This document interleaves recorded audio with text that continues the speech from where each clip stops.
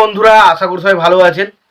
তো বন্ধুরা, এখন যে ছবিটার বিষয়ে আমি কথা বলবো, ছবিটার নাম হচ্ছে সিঁদুর খেলা, যেটা 1999 সালে রিলিজ হয়েছিল। 1999 সালে রিলিজ হয়েছিল এবং এই ছবির পরিচালক হিসেবে কাজ করেছিলেন পার্থ ঘোষ এবং ছবিতে অভিনয় করেছিলেন প্রসেনজিৎ, চিরঞ্জিত এবং ঋতুপর্ণা সেনগুপ্ত।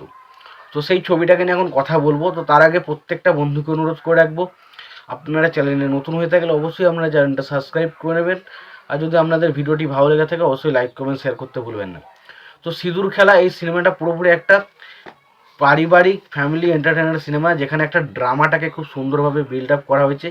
এখানে আমরা দেখতে পাই দুই বন্ধুর কথা এবং দুই বন্ধুর মধ্যে একটা ভালোবাসার সম্পর্কে চলে আসে, যে ক্যারেক্টারটা ঋতুপর্ণার ক্যারেক্টার, এবং ঋতুপর্ণার ক্যারেক্টারটার সাথে এই দুটো বন্ধুরই কোনো একটা ভালোবাসার সম্পর্কে জড়িয়ে থাকে। তো মূল যে বিষয়টা আমি গল্পটা ছোট্ট করে বলি, প্রথমে এরকম গল্পটা হচ্ছে এরকম যে প্রসেনজিৎ এবং চিরঞ্জিত চক্রবর্তী তারা খুবই ভালো একজন বন্ধু। চিরঞ্জিতের ক্যারেক্টারটা হচ্ছে একজন আর্টিস্ট, সে বিভিন্ন রকমের ছবি আঁকতে খুব ভালোবাসে। এবং প্রসেনজিতের ক্যারেক্টারটা হচ্ছে, প্রসেনজিৎ একটা বড়লোক বাপের সন্তান, যে বড়লোক বাপের ক্যারেক্টারটা প্লে করেছে হচ্ছে রঞ্জিত মল্লিক। এবং তাদের মধ্যে একটা ভালো বন্ধুত্ব রয়েছে, কিন্তু প্রসেনজিতের বাবার বন্ধুর মেয়ে হচ্ছে ঋতুপর্ণা সেনগুপ্ত, এবং যার ফলে রঞ্জিত মল্লিক ঠিক করে আসে প্রসেনজিতের সাথে ঋতুপর্ণা সেনগুপ্তর বিয়ে দেবে।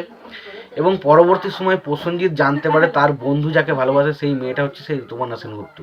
তখন সে কী করবে বুঝতে পারে না, এবং তখন সে ঠিক করে যে তাকে সে বিয়ে করবে, কিন্তু পরবর্তী সময় সে সব কিছু ঠিক করে তার বন্ধুর হাতে কিন্তু ঋতুপর্ণার ক্যারেক্টারটাকে তুলে দেবে।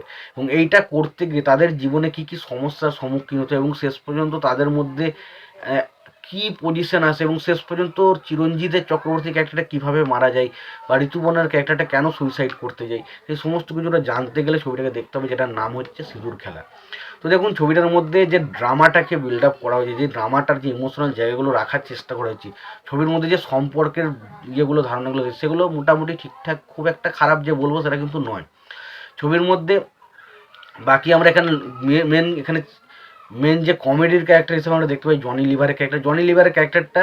দেখুন, তার ডাবিং নিয়ে একটু সমস্যা রয়েছে, বাট এটুকু বলতে পারি তার যেটুকু ছবির মধ্যে আমি যেটুকু দেখলাম, হাসানো, তার অ্যাকচুয়ালি তার মূল উদ্দেশ্য ছিল তাকে হাসানো, এবং সে সত্যি কথা বলতে কাতুকুতু দিয়ে হলেও হাসাতে পারে, হাসায়। যে জায়গাগুলো তার আসে সেই জায়গাগুলো আমার সত্যি বলছি হাসি পায়। তার ওই যে অঙ্গভঙ্গি, স্টাইল এবং কথা বলার ধর্ম, ওইটা দেখে কোথাও না কোথাও গিয়ে আপনার হাসি পাবে। এবং পাশাপাশি এখানে রঞ্জিত মল্লিক বা দীপঙ্কর দে বলি, তারা ছবিতে মোটামুটি ঠিকঠাক কাজ করেছে, খুব একটা যে পেস পেয়েছে ছবির মধ্যে সেটা না, অল্প সময়। এবং এখানে মেনলি যে ফোকাসটা রাখা হয়েছে সেটা হচ্ছে চিরঞ্জিত চক্রবর্তী, প্রসেনজিৎ এবং ঋতুপর্ণার মধ্যে যে বিষয়ে যে বন্ডিংটা, সেটাকেই কিন্তু ছবির মধ্যে বেশি ফোকাস করা হয়েছে। এবং এছাড়াও আমরা যদি গানগুলো নিয়ে কথা বলি, ধরুন গানগুলো খুব একটা আহামরি কিছু লাগেনি। একটা জায়গায় গান রয়েছে যেখানে আর কি তাপস পাল একটা গান করে, এই গানটা কিন্তু খুবই ইম্পর্টেন্ট ছিল। ওড়না উড়ি উড়ি যায়, চূড়না ঝুড়ি হয়ে যায়, এরকমটা একটা গান ছিল, ওড়না উড়ি উড়ি যায়। তো ওই গানটা গিয়েছে তাপস পাল, এবং তাপস পাল গিয়েছে বলতে তাপস পাল ওই গানটাতে অভিনয় করেছে। এবং পাশাপাশি ছবিটা নিয়ে যদি বাকি আমরা পরিচালক প্রযোজক সমস্ত বিষয় নিয়ে আলোচনা করি আগে, দেখুন এই ছবিটার পরিচালক হিসেবে কাজ করছেন পার্থ ঘোষ, ছবিটার প্রযোজক হিসেবে কাজ করেছেন পার্থ ঘোষ, এবং ছবিটার গল্প লিখেছিলেন পার্থ ঘোষ। ছবিটার সঙ্গীত হিসেবে কাজ করেছেন উত্তম সিং, ছবিতে অভিনয় করেছে প্রসেনজিৎ চ্যাটার্জি, ঋতুপর্ণা সেনগুপ্ত, চিরঞ্জিত চক্রবর্তী, জনি লেভার, রঞ্জিত মল্লিক, তাপস পাল, দীপঙ্কর দে সহ আর অনেকে।